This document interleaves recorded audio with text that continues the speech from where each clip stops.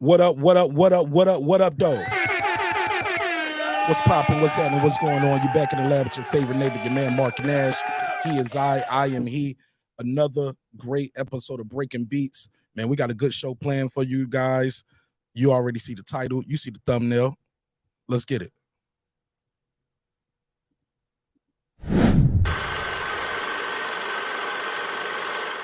This that squad sound. This is madness.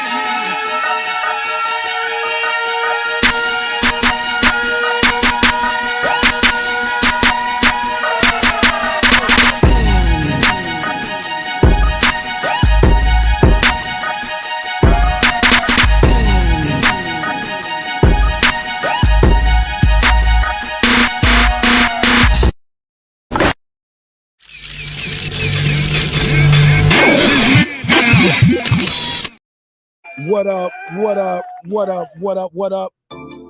What up, though? What's popping? What's happening? What's going on? You back in the lab with your favorite neighbor, your man Marq Nash. He is I am he. What up? Another great episode of Breaking Beats. You already know what we do. We break down the business, entertainment, art, technology, sports, and anything else you and I feel like talking about. Wow, what can I say about this next guest? My next guest needs little to no introduction. She's a singer, songwriter, fashion designer, fashion diva, the first ever undisputed female at super middleweight of the world. When she walks into the room, people don't say, well, what does she do? They ask, what can't she do? When she walks by, her very aura exudes greatness, and she is simply the word excellence personified. Ladies and gentlemen, Miss Franchón Crews-Dezurn. How you doing tonight, ma'am? Oh, I'm doing amazing, especially after that introduction. Thank you so much. Oh, no, you earned that, sister. You earned it. How's your night going? Oh, it's great. I have to break dawn because I have to travel early in the morning, but I'm peaceful, just chilling right now. Great day in the gym. Okay, so I'm glad you mentioned that. We have an upcoming undisputed fight in New York. Talk to us about it. Can we get a sneak prediction from a living legend such as yourself? Oh yeah. Oh, thank you. As you know, I made history last year at Madison Square Garden, where Yes. I won my undisputed titles, and they're bringing female boxing and undisputed back to Madison Square Garden with Amanda Serrano versus, I think, Miss Erica Cruz, Yes, ma'am. and they have Alicia Baumgarten. They're both going for undisputed. So I'm excited to see that. There's also two other female bouts on the card, Ramla Ali, and they also have a fight that I have some interest in, which is two top competitors at super middleweight that's vying for the mandatory spot against me. So I'm just going to go support the women, support the show, and enjoy myself. Any predictions? Can we get any predictions from the champ? I don't know. I'm just here so I don't get fined boxing. You know, of course, you know, they want it would be amazing for Amanda Serrano to win and make history for Puerto Rico and just women. Alicia Baumgarten, she's been on fire, and that's my girl too. So I'm pulling for them, and I hate doing that because everybody has a chance, but I'm just gonna enjoy the show. Yes, ma'am. All right, well, let's talk about your amazing journey, because this is Black History Month and we got a living legend in the building. Thank you. Yes, we do. I always like to ask professionals such as yourself who are world champions and just reach the highest of highs and the pinnacle of the sport. Mm-hmm. Why boxing? You could have stayed working at that Cheesecake Factory and working tables, but you chose to punch people in the face for a living and get punched in the face. Talk to us about that. Well, I don't know. Like, I didn't choose boxing. Boxing chose me. I was punching people in the face before I was boxing. It's just something I found, and I think it was a purpose for me because when I started boxing, I had just relocated from Virginia to Baltimore, and it gave me structure. You know, I had a lot of misplaced anger, and it just gave me stability. And at the time, women's boxing, and especially in the amateur program, wasn't as develop and advance as it is now. So I think me joining boxing and doing my little part helped women's boxing get to where it is now. I just followed the journey. That little voice in my head say, keep going. By my 5th fight, I was a USA national champion. I had started traveling the world. And, you know, when you experience things like that, you want to stick with it. And it brought me all the way to now. And I got a college education from boxing. So I could keep going on and on, but boxing picked me. And I just, you know, got the fruits from the labor I put in, put it that way. And what's your degree in? Small business management, entrepreneurship. Nice. We're going to talk about that a little bit later on. I'm glad you brought up being born in Virginia and Baltimore. You went from one tough city to another tough city. How did that shape you, and how does that help you overcome adversity in the ring? So don't laugh at me. I knew all 50 states, but I didn't know Baltimore was a city. So back. Hold on. You said you didn't know Baltimore was a city? I've never heard of Baltimore until I moved. She said never heard of it. Dang. You so close to it though. You was right there. You was in Virginia Beach, or right? Yeah. But the irony of it, I used to love some Cisco and Drew Hill. And when I moved to Baltimore, I moved on Druid Hill Avenue. So yes. I was like, oh my God, this is where Drew Hill is from. So I was like, oh, that's where they got the name from. So it was like one of those. The park right there too. They got that big park, and they had the car shows and stuff. Yeah.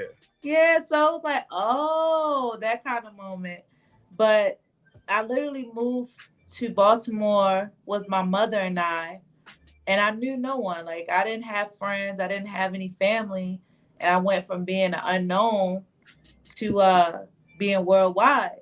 And I was shaped because I had to navigate that, especially coming into teenage life and figuring it out. And, a lot of people aren't patient or graceful with you when you're different.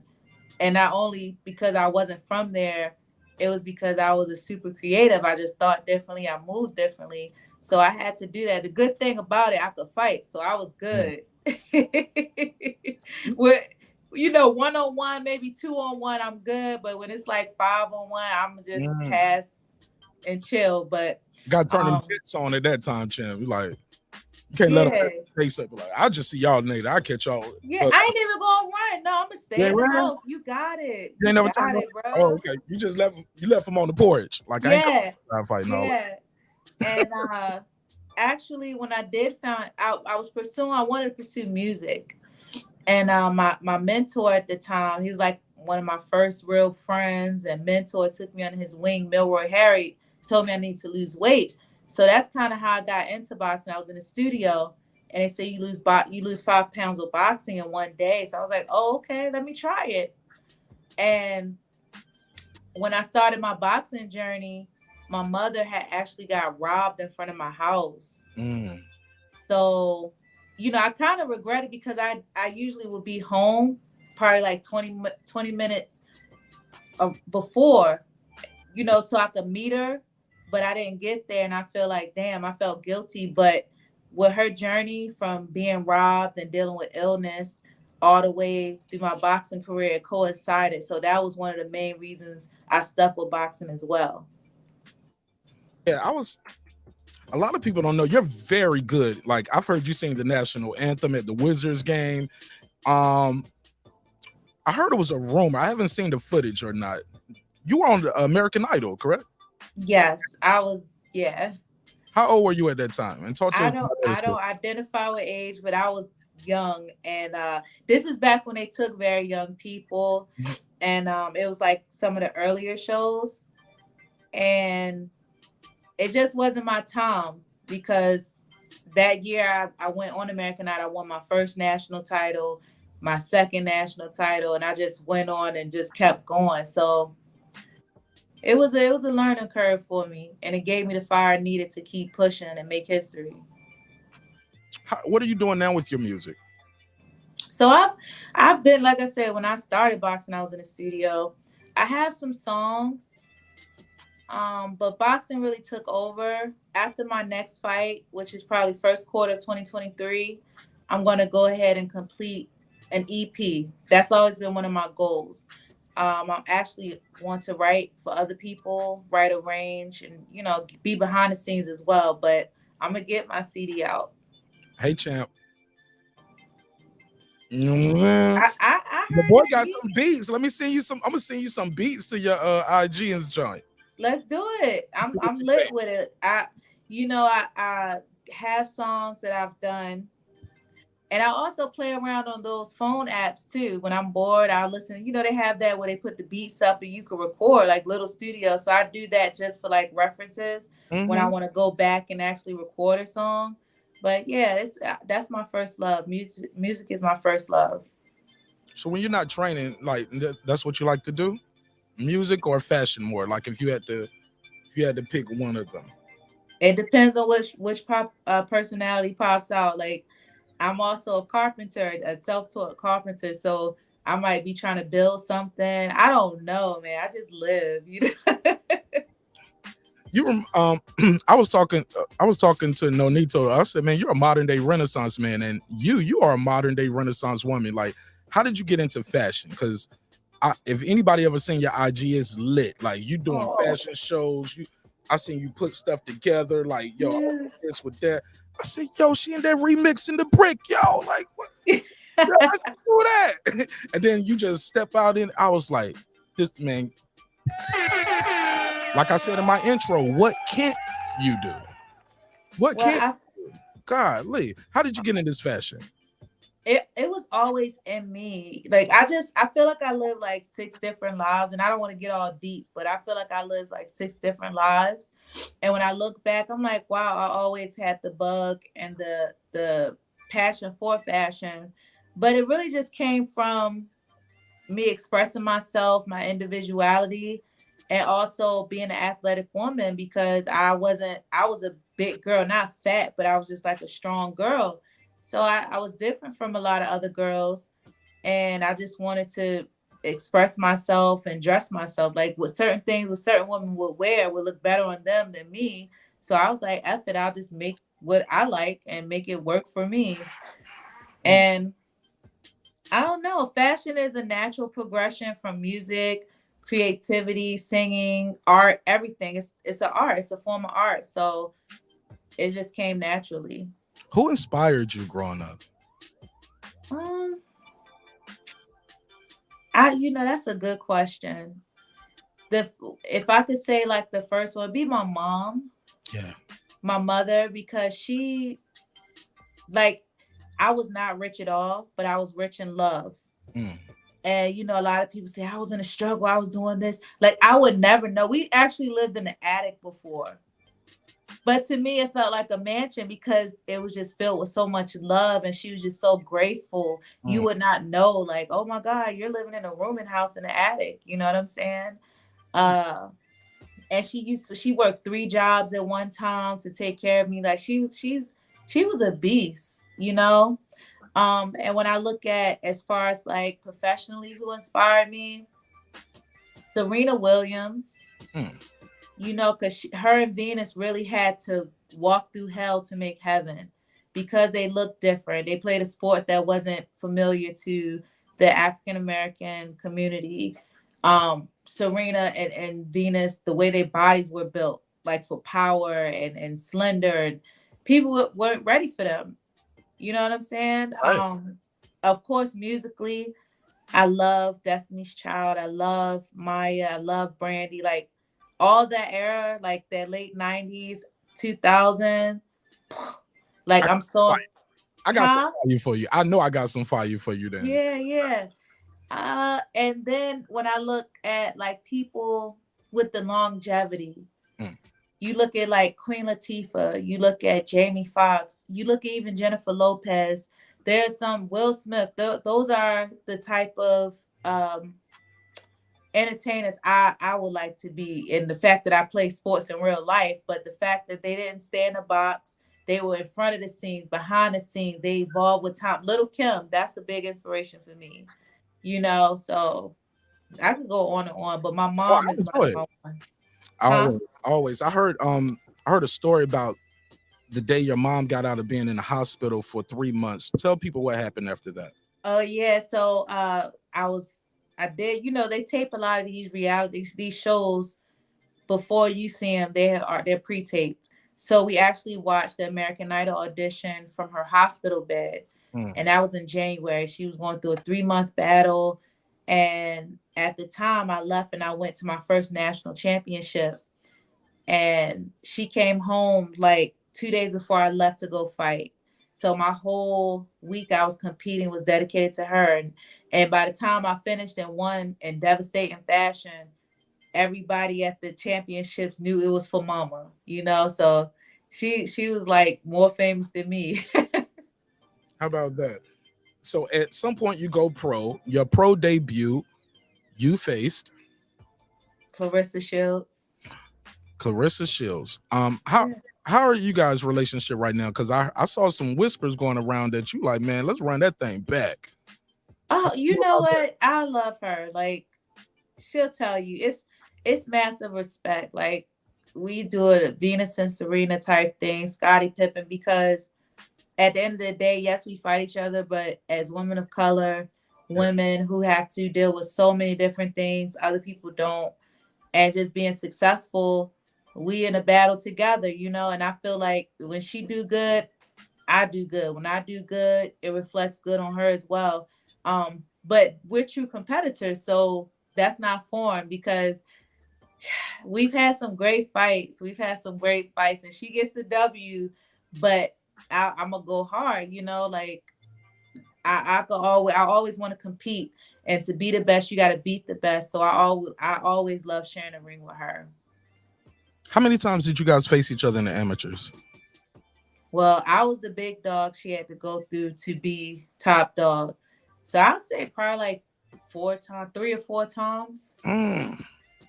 The last time we fought in the amateurs was 2014. I think that's on YouTube, but that's the last time we got to face each other. Mm. So pro debut, you took your first and only pro loss. What did you learn from that loss? Because you never look back.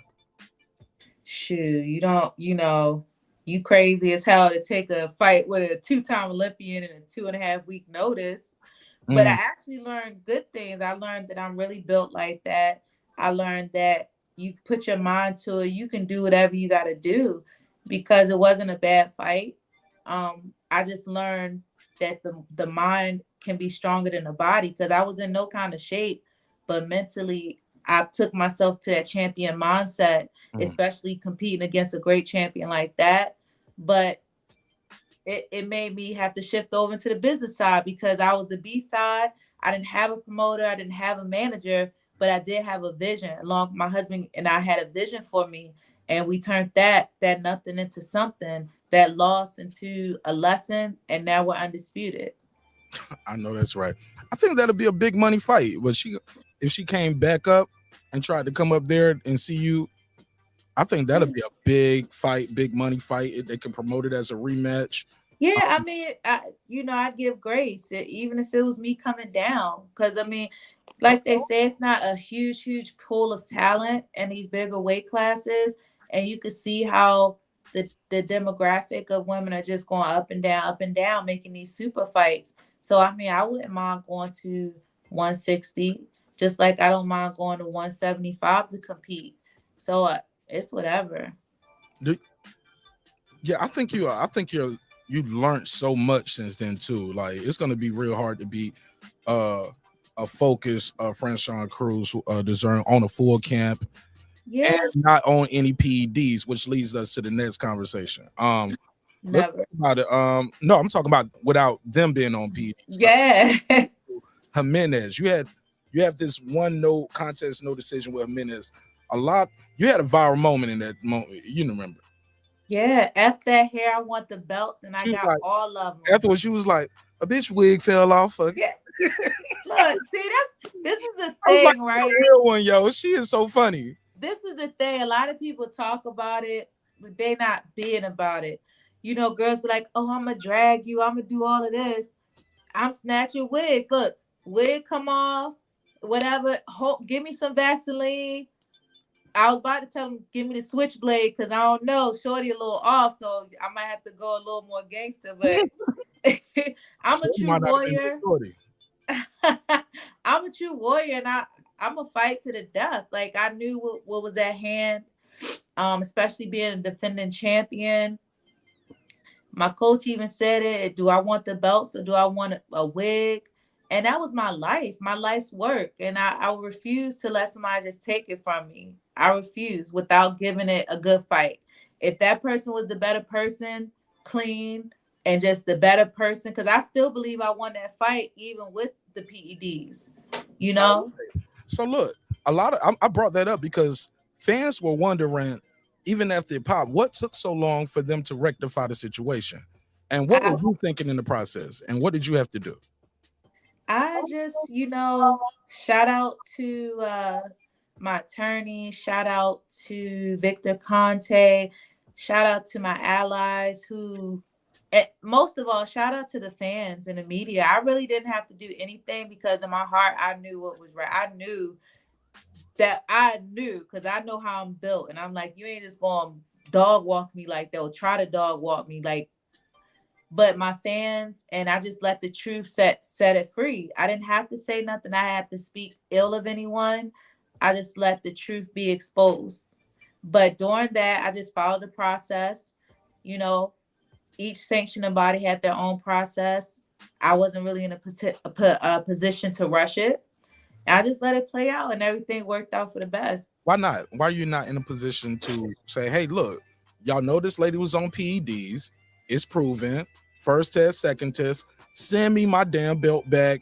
Change this record.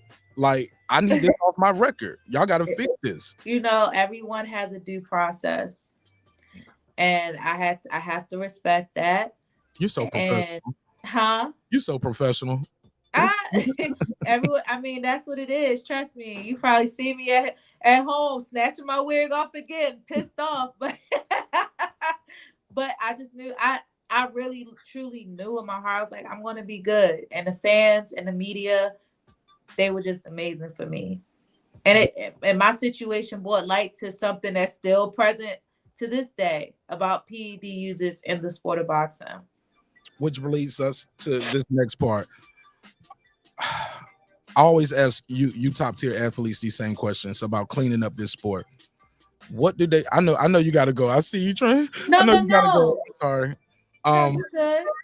What do we have to do to clean up this sport? Because this stuff shouldn't happen at all in the first place. You can kill somebody in there. Do you think the penalties should be stiffer? Do they need to do more testing? Should it be automatic? All sanctioning bodies. What can be done to clean up the sport, in your opinion? I mean, the first two things you said are right on the money. Like, drug testing is expensive, but I think that should be mandatory. Like, we have it in certain states, like I think California, Vegas, the top states. But like for the extensive stuff, it's expensive. So you probably just need the support of the promoters. Like, especially female boxers, we don't make as much as the men, so our budgets is not as heavy. And also the punishment should be serious, because I've been ringside when the boxers died. I mean, I think like 2021, 3 boxers died in a year, and that's traumatic. It was a guy, MGM, it was another guy overseas. Patrick Day. Yeah, you know what I'm saying? And a woman. I think a woman passed away too. Oh, wow. It was her. She fought. I think she only had like one fight. She was like 18 years old or something. Yep. And it's like, I don't know. Contenders, I think. Yeah, I don't know if PEDs was involved with any of those. Right. But the fact that you can die just from fighting, and then you're taking PEDs, steroids, and enhancements, that's like bringing a knife to a fist fight or a gun. Right. Because that shit was not normal when I fought that person.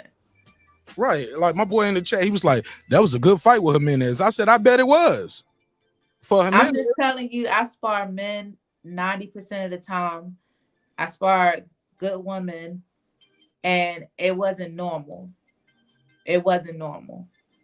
and I know what effects my punches have on men and women, I get respect. Like, you're not just going to keep coming to me like that. And it was like a damn robot. Might have been on that ooey. Something. And a little of that. You know what I'm saying? Like, she was on that Mark McGuire, everything. Yeah, Look, man. I live in Baltimore. You don't fight crackheads or none of that, because, yeah, you going to catch all that fake something. I told y'all she was a comedian too, man.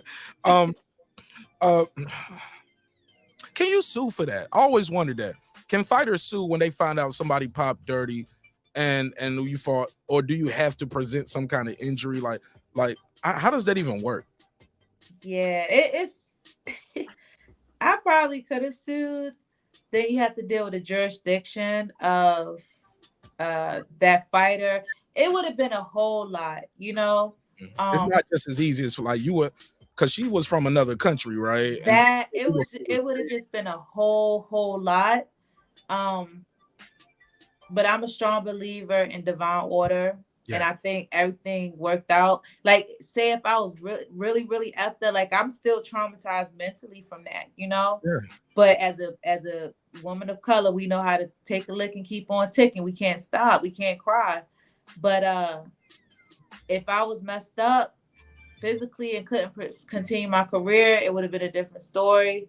I was able to get out with all my faculties still in check, and now I'm undisputed. But that person is no longer boxing. I got all the belts, so we're good. Is Jimenez, is she suspended indefinitely? Nah, I think it was like 3. She had a BS suspension, like 3 months. But you played yourself. You played yourself, because I wouldn't, if I had to fight that person, I wouldn't do it. I need a lot of money. Like, you played yourself. You blackballed yourself. Like, nobody's gonna fight you no more. Like, yeah, you damaged your career and your reputation. Speaking of reputation, yours is impeccable, right? But then but this business has a dirty reputation sometimes, right? Yeah. I like to call it boxing. To me, I call it the beautiful ugly. Beautiful sport, ugly business sometimes. Fighters are not protected. It seems like everybody else is protected. The promoters, if I can pull you out a fight in Georgia, if based off of what happened in California, the commissions, they have uniform rules. No standing 8 count, 12 rounds, 3 minutes. They have guideline standards. Fighters are left on an island, and as we all seen, there's different ways you can circumvent the Muhammad Ali Act, but fighters don't know about financial literacy. They're just left out of there. What's up with that? What can be done? Do you think the powers that be that want anything done? And also, I know this is a loaded question, but and also, what do you do to protect yourself? Excuse me. Yes, well, like I said, taking that first fight on a B-side, short notice, I'm a hip person. Like, I've always had a good mindset on me, some type of business savvy. And I actually negotiated my fight. I knew if I didn't knock out Clarissa, I wasn't going to win the fight. Mm-hmm. I knew that already. But I told them, I said, I'm not an opponent. I'm a contender as well. I'm not an opponent. So I'll do this, but I need to have something to go towards my next fight. So this is entering me into being self-managed. Yes, ma'am. So I had basically like I guess it's like a promissory note, whatever. They had to give part of my purse into my next fight. So when I scheduled for my second fight, they were going to send me another portion of my purse, so I will be paid, and it'll basically support me having another fight on my own. So that just drove me deeper into having to learn. I also work with my husband behind the scenes. One thing I tell fighters, you need to know the business. Even now, I have fighters coming at me, you ducking, you doing this, that, and the third. But you're not understanding what's going on in the back rooms. You're not understanding the process of the business aspect. I'm blessed to have like a mentor such as Bernard Hopkins, who was very intricate in having the Muhammad Ali Act enforced. Have the best manager in the game, Peter Kahn now, and he basically started from the bottom, right, to work his way to be the top 2022 manager of the year. And educating yourself. If you can't ask questions, try to be involved. You know, even if you're not like as a fighter, you have to know that you're the boss, right? And I think a lot of fighters are being treated as they're the employee when the manager works for you. The promoter still has to, you know what I'm saying, come to you to get things done. But you just got to still know how things go. You can't say, oh, I'm not fighting this, I'm not doing this, but you're not making money for anybody. It's just a whole lot of stuff. I'm enjoying it. I'm listening. Look, this is what we're here for. This is part of this. This is what we're here for. We need to hear that. Because okay, let's go to this next question. What is the promoter's job? Because here we go. We've had these conversations, and somebody said, yo, the promoter's job is to promote the event, Marq Nash. And I was like, no. The promoter's, like, if you're just a promoter of name or you promote a record, yeah, like Christy's job is to promote that event. Her job isn't to promote AB and Mike Williams Jr. all year long. No, I'm promoting this event. But if I sign to Christy Martin Promotions, yeah, I expect you to make me a star. You come sit in my living room, say, hey, sign with me. So what say you though? And who are you? Are you a free agent? Or are you signed with a promotional company? Where are you at right now? Oh, I'm just doing my thing right now. I have a couple of things in the works, but yeah. So I'm just, divine order. But to answer your question, a manager's job is to have the best interests of their client, which is the fighter. A promoter's job is to have the best interests of the promoter and the event. If those things align as far as, for the fighter, the manager, and the event, that's lit. But 9 times out of 10, it doesn't. If a promoter has a fighter signed to them that's very marketable, making money, yeah, they're going to work with them. They're going to keep pushing them because the value is there, the opportunity is there, and the potential is there. Then you get to these fights where, they sign a fighter and they think it's going to be lit, but basically the fighter isn't delivering or being received the way they thought it was, or the fighter isn't trying to fight. The fighter just wants to be cakewalk. Like, yeah, we got you your first 4 fights, fights you should have won. Now it's time to step it up to fight this other fighter we've been building as well, so we can put on a great show that people actually want to see. And that's what promoters do. So talk to us about the matchmaker's role, because I heard a story. I don't know how true it is, so we're gonna put a case on it.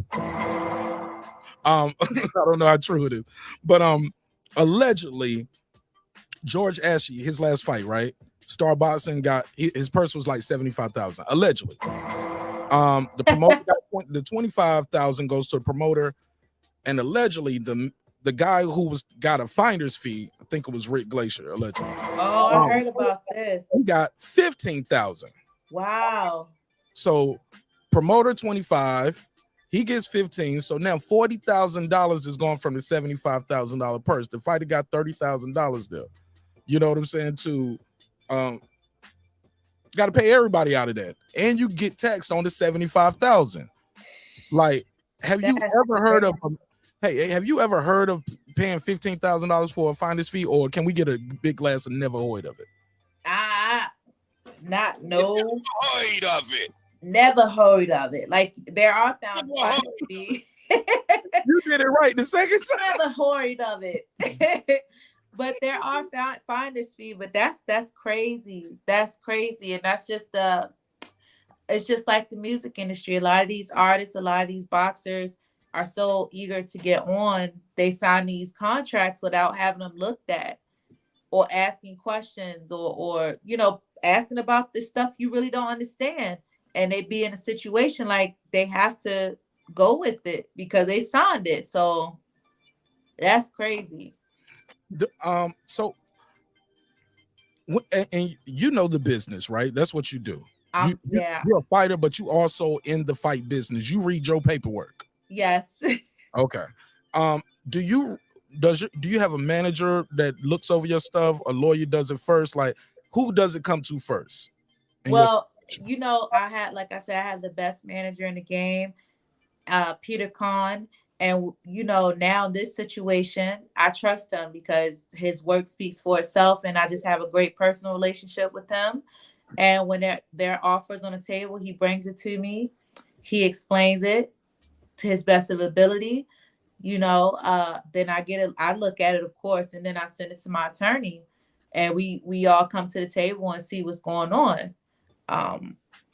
Also, let me shout out my you know, I have a great coaching staff too. Barry Hunter, Patrice, Jamie Harris, Juice, you know what I'm saying? So I'm grateful to be surrounded by a lot of knowledge.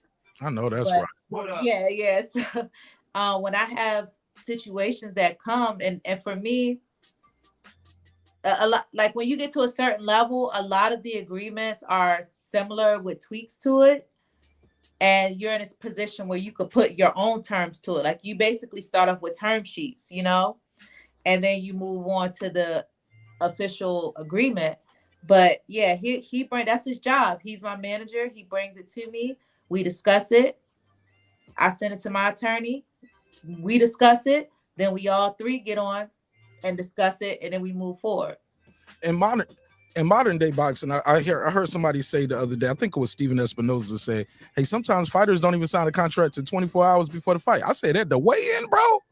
Like, So what was going on with all the negotiation, and why does it wait to so long to get the negotiation? Get the actual contract. Why are we signing contracts the day before so late or so? That happens a lot on the lower levels. I won't even hold you. Like that happens a lot on the lower levels. My husband just fought January 20th. He was victorious. And that was a great card. Like it was a great card. It had great action, great fighters on it.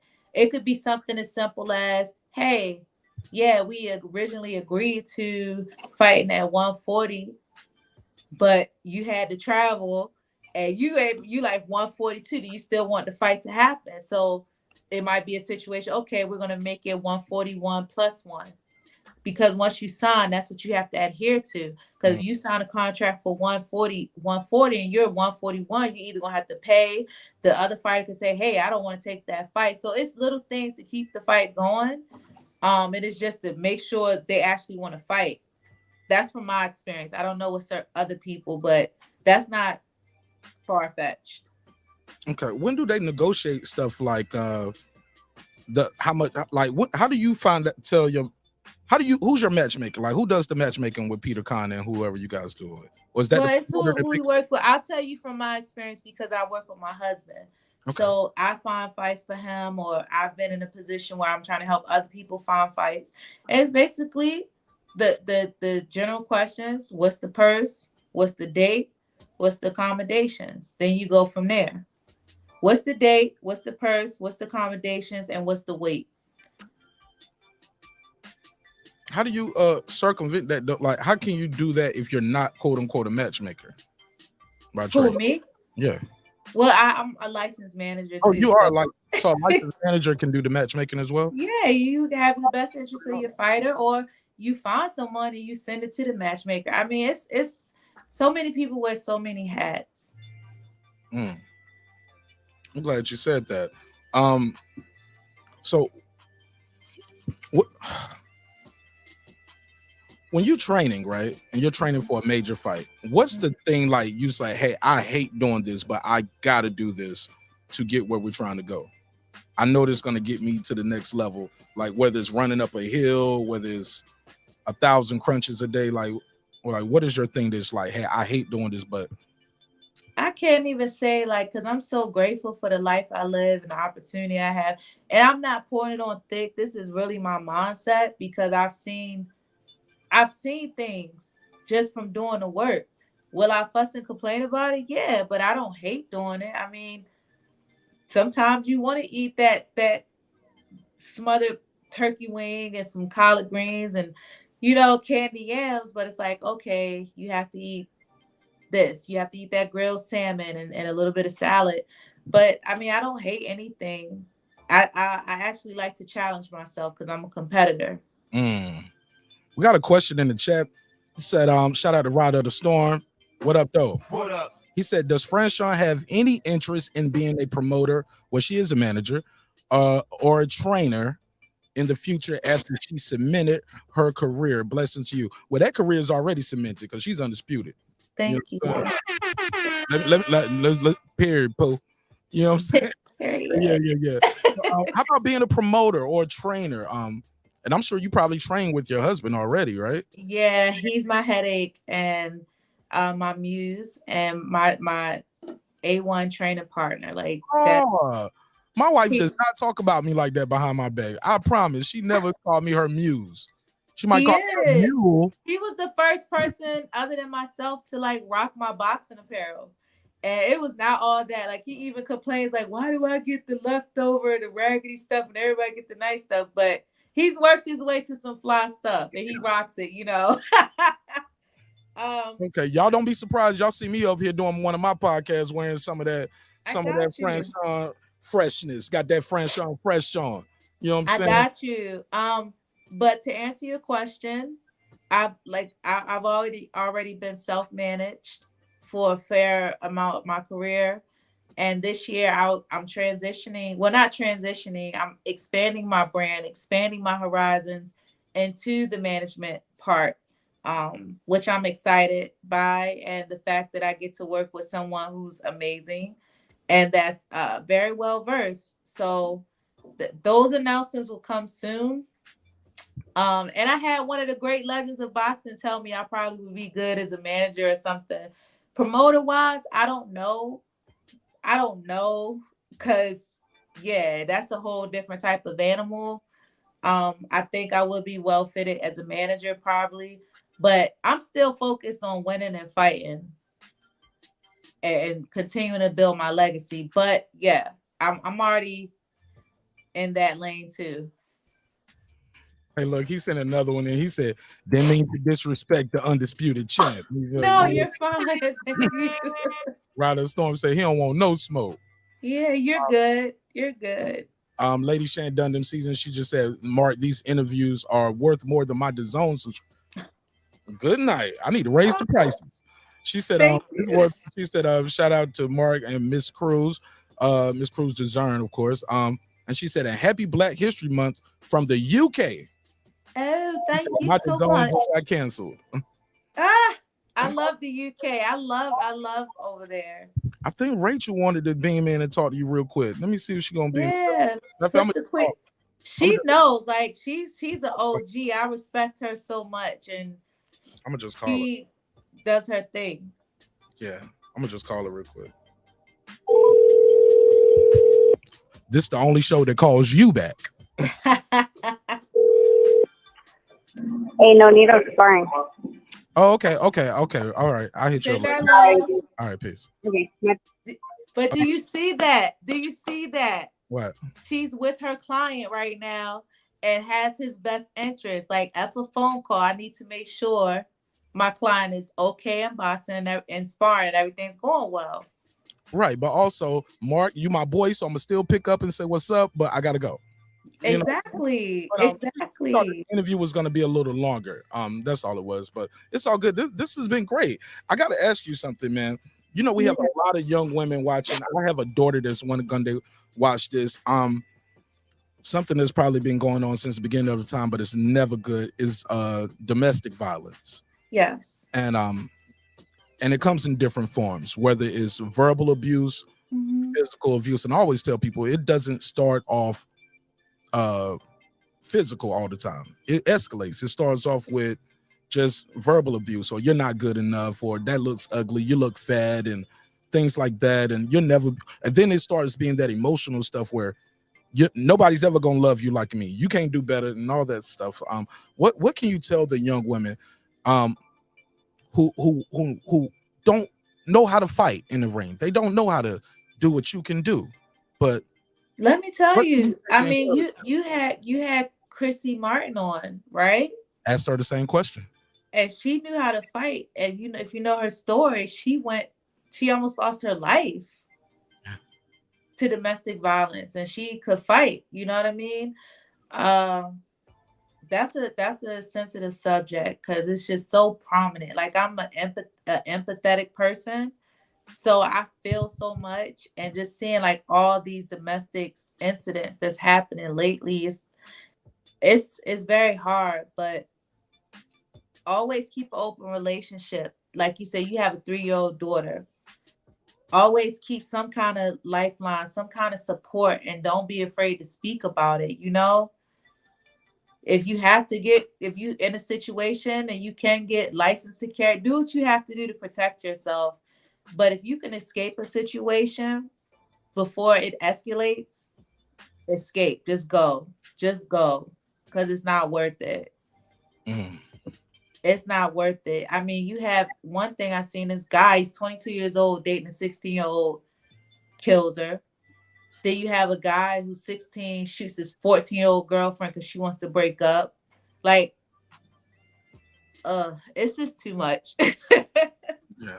You would think I'm okay with violence because I'm a fighter, but I'm still a woman. I'm still human. That's not normal. That's not cool. That's like, who are you to think you can take somebody's life or control somebody like that? Yeah. Yeah, it's always difficult to talk about, but unfortunately we have to have those conversations sometimes because women need an outlet. They need someone to talk to. People need someone to talk to. Yeah. And a lot of that is self-work too, because when you allow someone to dictate, like if you allow someone to dictate how you feel about yourself or how you move, that's some work you need to do with yourself, because you need to know, like, I am in control of what's going on over here. That's another thing about boxing that I love. Yes, I can fight. I could fight before I was boxing. But with boxing, it gave me encouragement. It built self-esteem because it showed the fruit of my labor. Like the hard work I put in, I could see my body change. I can see my ability to get greater. I can see all the positive reassurance I'm getting from my tribe. You know what I'm saying? So I would tell them also, get into a group. What you surround yourself with, that's what you're going to be. And if you get sucked into somebody else's world, a person that loves you is going to empower you. So if you can recognize those things, a person that loves you is going to empower you and always support something positive.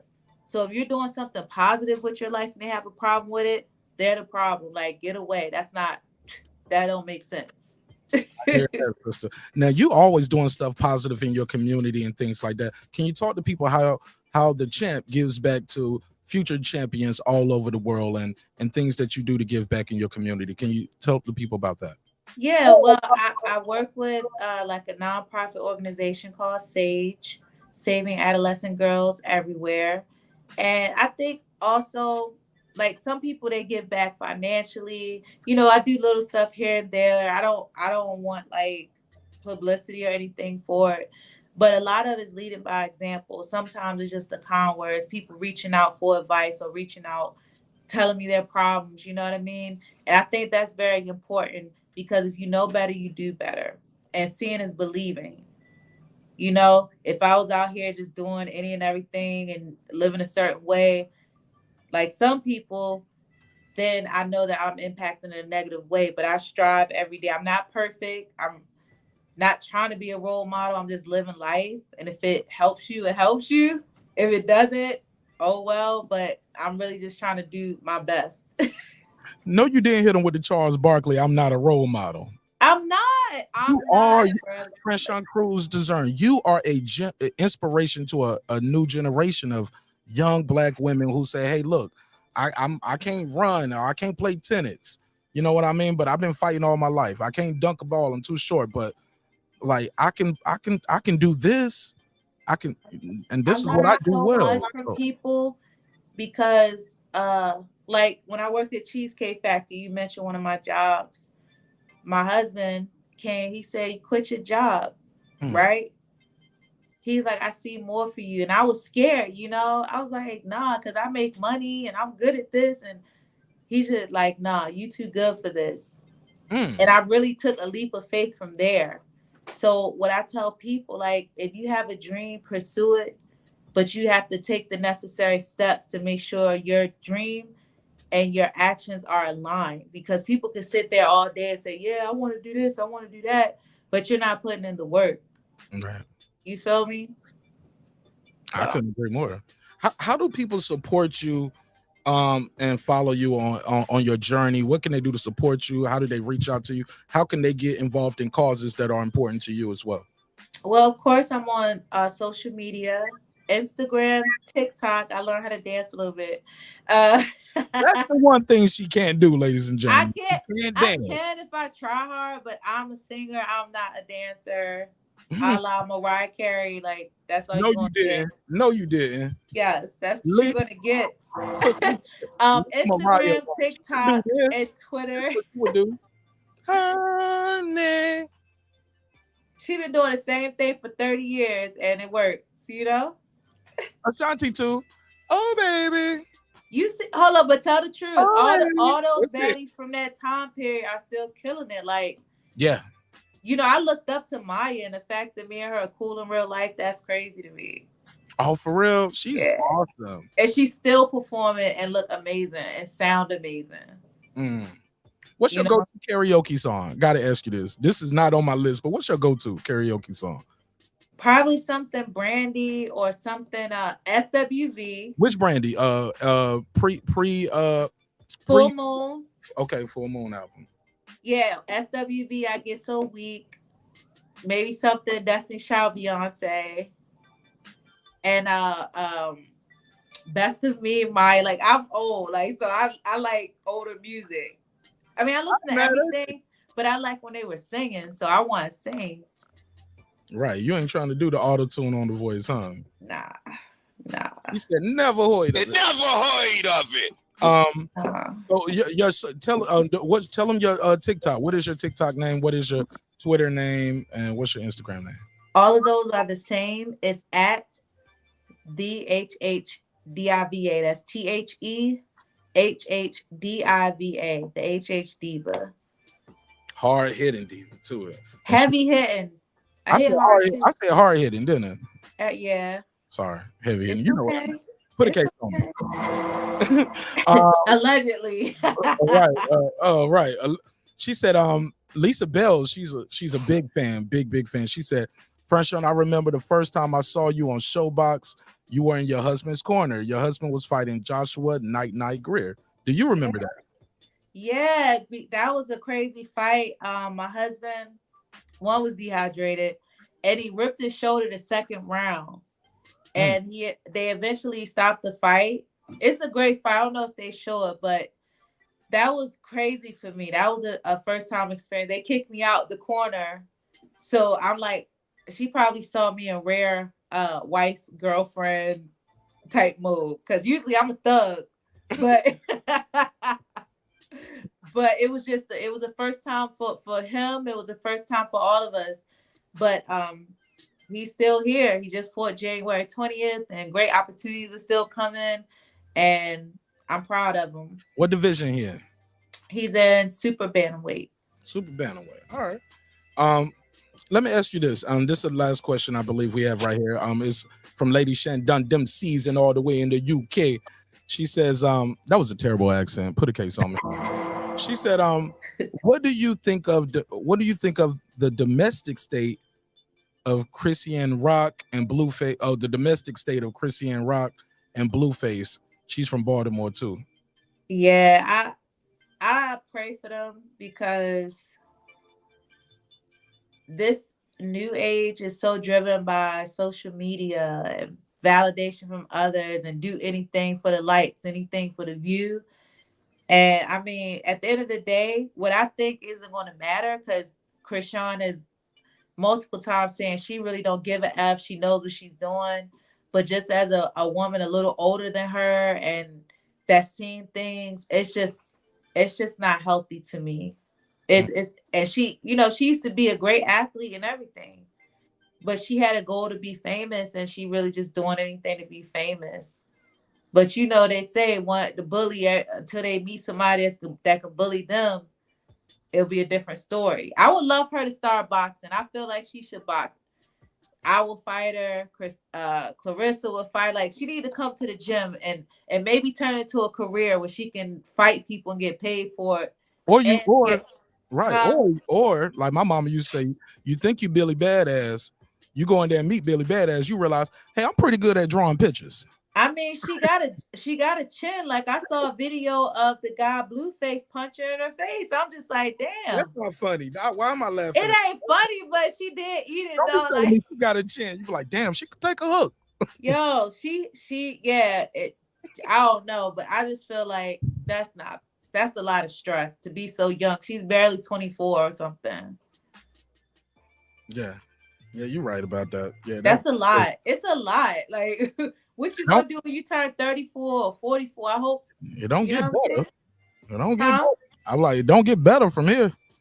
Like, we already throwing punches like that. Did you talk to them about how they can get your merch and how they and also like you also like, do you have another fashion show coming up? You got a line? Are you doing? So I'm actually going into training for my next fight. I do have like a few. We got a date. Hold on. I'm sorry, champ. I didn't mean to cut you off. Do we have a date for the next fight? Not yet, but first quarter. That's what we're working on. First quarter. So we still got till March. Okay. I have, you look at my Instagram, I have my other fashion page in my bio, which I take, commission, like people who want things. I have some merchandise. You look at my bio, a link to my merch is up there. Millions.co. I have hoodies, shirts, hats, everything. And that's another thing. I wrote my journal to-do list is, get better with time management and expand on a lot of things as far as like branding and stuff. But as far as a fashion show, I was supposed to do a few things, but training and fighting comes first for me always. You don't forget where your bread gets buttered. Yeah. Oh, okay. Well, speaking of which, this interview has went way too long. Like I said, I'm just so enamored by you. I'm infatuated by everything you do in that ring. Thank you. And still do so much outside of the ring. And I'm like, this is just. Thank you. Always receive positive energy. Thank you. I just can't believe how great you are. I was What's going on for you next? What you got coming up? I got another interview tomorrow. Okay. Got an interview tomorrow. Okay. But yeah, I'm gonna be at the AB fight. I'm gonna be at that one in Atlanta. I'm gonna be covering that one, press row and things like that. So I think Christy's coming back on with some of the fighters who's gonna be in that event. Might have AB on the show. Oh shoot. So he need to come. He need to get on the show so he can promote. But yeah, you know what? You're a cool person. If I'm in ATL, definitely check you out and keep doing what you're doing. Thank you so much, man. Like I said, it's all love on this side. Like I wish we had more time, but gotta get my beauty sleep. You don't need it. You do not need it. Thank you. I promise. You don't need it. You are amazing. Before I let you go, I'd be remiss if I didn't ask you if you could give me a drop for the people who are gonna see this later on. Okay, it's Franchón Crews-Dezurn, aka the heavy hitting diva and the undisputed super middleweight champion of the world. Oh my God. I got this. I got to put a cake. Put a cake on it. Allegedly. I got him sleepy.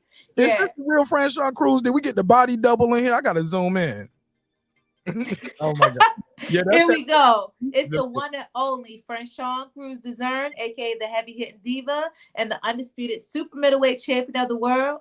And you're rocking with me on Breaking Beats Live. Let's get it. Thank you so much, sister. God bless you. I look forward to seeing you. Hey, look, when you get that date and we find out who you're fighting next, maybe we can get you back on and we can promote that event as well. Say less. All right, we're gonna be in touch. God bless you. Thank you again. And I thank God for you. All right, peace. Okay. All right, bye. All right, man. That was dope, man. That was dope. Man, I only had 30 minutes, man. I kept here for an hour, though. That was a good one. I wish we had more time, y'all. But like I said, she has to catch a flight early in the morning. She's going up there to New York to support the ladies on their their card in New York. So sorry we didn't have enough time to really get all the questions in, but I think it was a good interview. I think we had a good conversation, more or less. I laughed, she laughed, and yeah, we learned a lot about the sport. We learned a lot about her life, and her career. And like I said, this is only the beginning, y'all. This is only the beginning. Y'all rocking with me, I'm rocking with y'all, and we're gonna rock till the wheels fall off. So look, y'all don't go nowhere. I'm gonna end this show right here.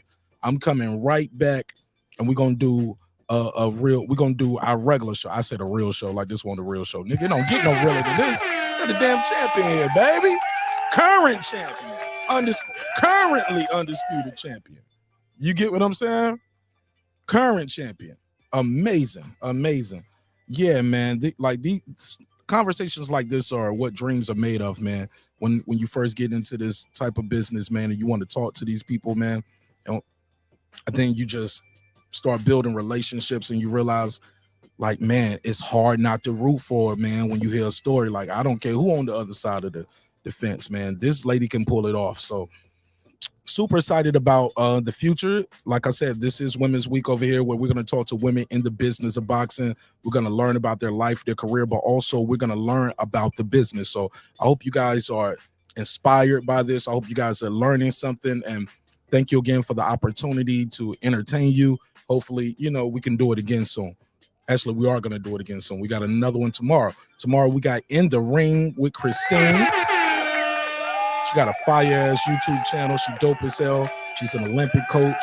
She's a cut woman. So we're going to learn about that side of the business and how the cut women get paid and how they get their start. So this is dope, man. Like I said, what we're doing here is kind of revolutionary on this YouTube streets. Ain't nobody doing these, but we're going to keep doing them too, right? So this is not going to be a once-a-year thing. We're going to keep talking to women about these kind of things. And we're going to set up a week, and we're going to talk to all the fellas as well too, where we'll talk to a manager, promoter, I get Steven Espinoza up here. So we'll talk to some people, and we're going to learn about the business over here as well. But we're going to do a Wild Out Wednesday episode. I'm going to end this, and we're going to do a boxing episode. I'm going to talk about what's going on with the light heavyweights.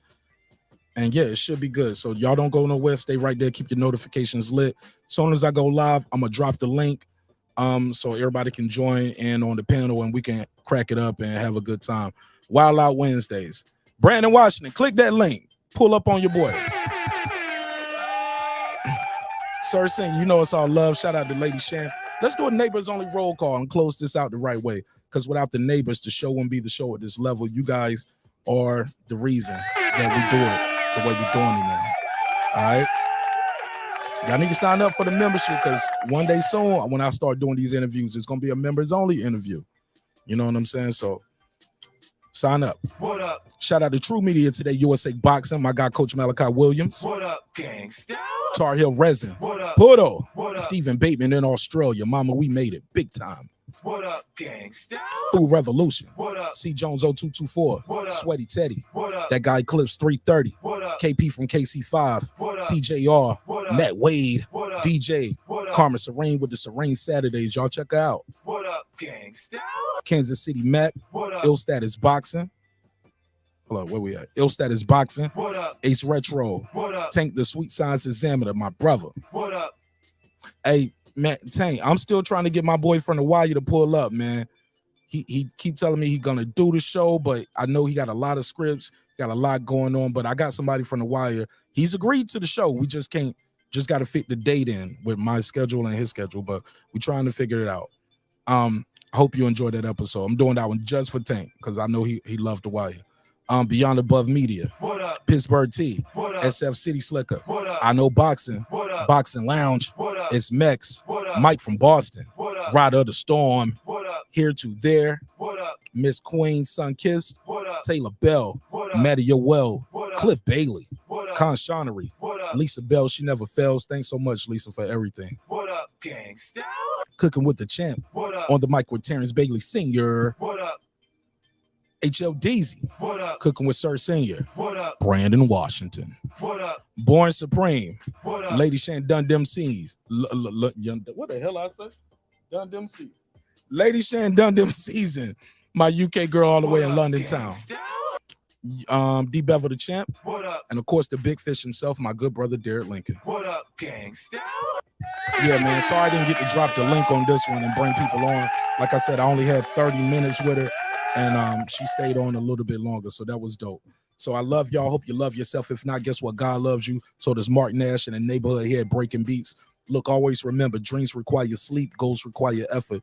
You can go to the description block of this and every video, get you a hoodie, get you a shirt or something. Y'all better get y'all's now, because I'm changing it up a little bit, and y'all about to see some of your favorite fighters, and maybe I can get one of the champs to rock my shit while they inspiring or something. You know what I mean? It's that close. It's that close. It's that close, right? Just believe in yourself, man. Just keep working hard, man. Respect is free also, man. Respect is free. Disrespect can cost you everything: your family, your freedom, your finances, most importantly, your life. Hey, man, sometimes we're going to agree, sometimes we're going to disagree. But one thing's for certain, two things for sure, homeboy. Never forget this. I built this shit. Me. Brick by brick. And I'll be damned if I let you tear it down just because you don't like the way another nigga talk. And I mean that. Thank you again, Franchón Crews-Dezurn. You are a living legend, inspiration to women all over the world, and I appreciate you. God bless y'all. I see y'all in about 5 minutes. We're going to do our regular live show. Peace. This that squad sound. This is madness.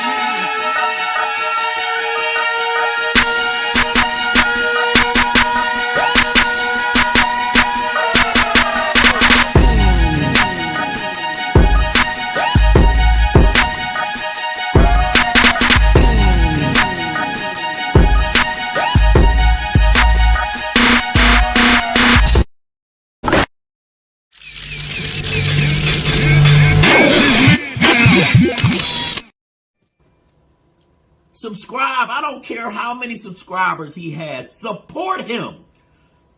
So he made all this possible. He made this possible. Nah, Dr. Mark, God made this possible, and so did viewers like you. Let's talk some boxing, y'all. I'll see y'all in about 5 minutes.